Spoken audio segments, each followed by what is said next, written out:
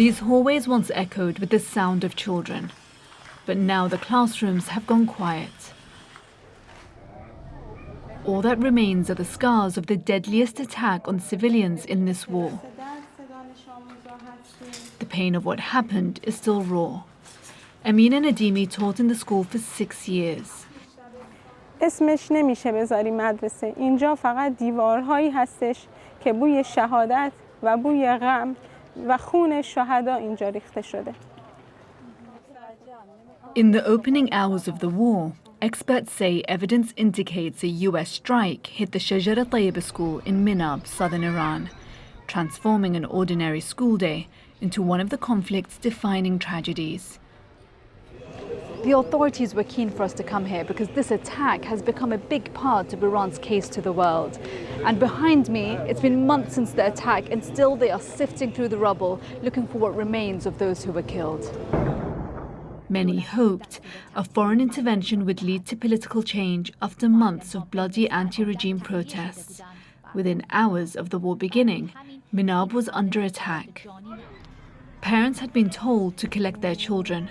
They arrived to devastation. A strike hit the top floor of the school, collapsing the girls' classrooms into the boys'.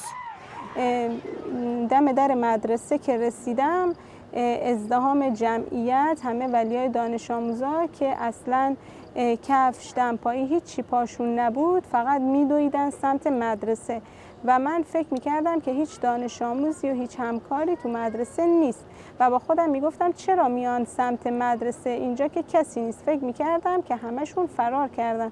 نمیدونستم که همشون زیر آوارن. These are the faces of those killed in the attack. 156 people, 120 of them children. Like Mikhail, who was 9 years old and in year 3. Fatima, who dreamed of becoming a doctor. Samira was killed in the attack. Her brother Sadra Malahi survived.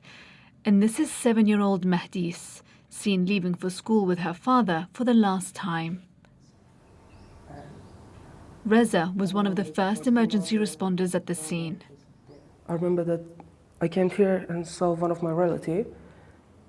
He was begging that just found my child, found my son. And it was very hard. And I know that there is no one alive.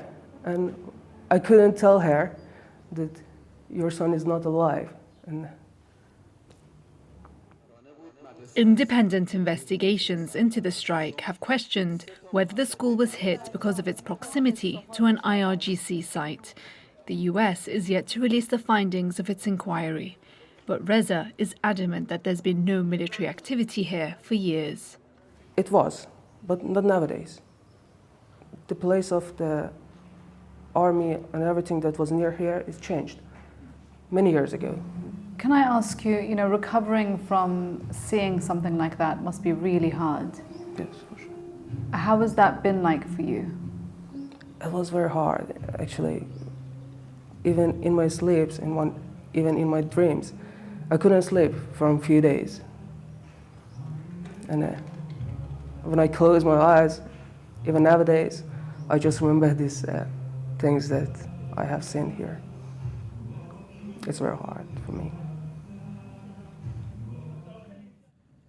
Satellite imagery analysed by BBC News Persian shows the school is clearly separated from the neighbouring IRGC compound by a wall and has its own entrances. The images also show that 2 guard towers previously found here had been removed years before the strike. Locals told the BBC they'd not seen military activity for a long time. Here grief has become routine. Siblings growing up beside the graves of brothers and sisters whose lives were cut short. Every evening, families gather to mourn their children. Mesume lost her 9-year-old daughter Sateyash in the attack. مدرسه نبود. همش فقط بود دود. موهای بچه‌ها. دست یه طرف، پای یه طرف. به اربا شده بود. کربلا رو با چشم خودمون دیدیم. دفعه نک صدای همه بچه‌ها می‌زدن بچه‌ها کجایی؟ گفتم صدایش مامان کجایی با دل ریزه بودی این دود خفه میشه Like many of the parents here, her grief has become intertwined with anger. ترام نابود بشه تا خون بچه ها خرد بشه درد گرفتار بشه که هممون بفهم. In a country deeply divided over its authoritarian leadership, the strike on this school united many in grief. A stark reminder that every war brings with it a devastating human cost. Nawal al-Maghafi, BBC News, Minab, Southern Iran.